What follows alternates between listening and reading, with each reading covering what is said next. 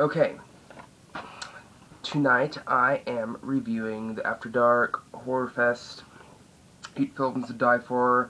This is part of the first year and this movie is entitled The Abandoned, which is about a woman who goes to Germany because she's inherited, well, not really inherited, because her mother died months after she was born.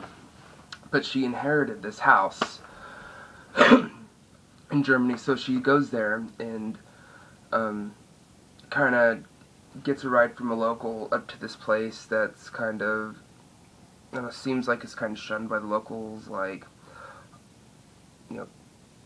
cliche, like, all the villages around Transylvania.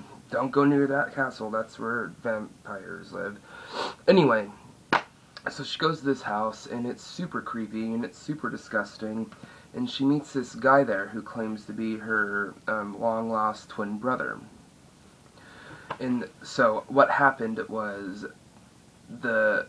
these two people, their birth father, murdered their mother, or tried to. Well, I guess he stabbed her a whole bunch of times in a bed because he found out she was cheating on him. And then he went to go kill the babies by feeding the son to some wild boars, and the daughter he was trying to drown in a sink or something.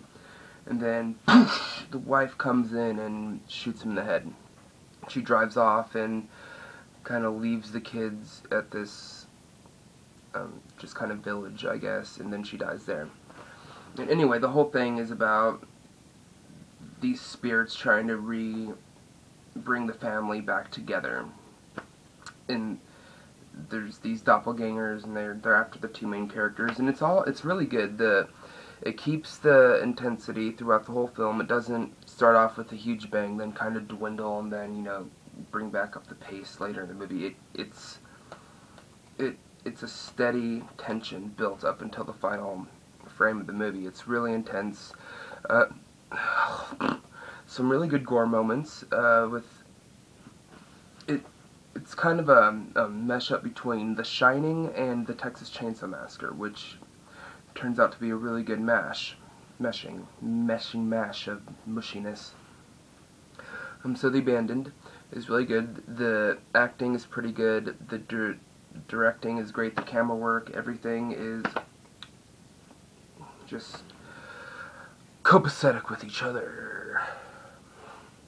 Anyway, I really like the fact that it's a middle-aged actress in her 40s, not a group, yet another group of college students going off for spring break to go get slaughtered by some maniac. I'm not a big fan of ghost movies, but as far as this goes, I give it, it's 9. Yeah, it's a pretty good movie. I recommend it. Go see it.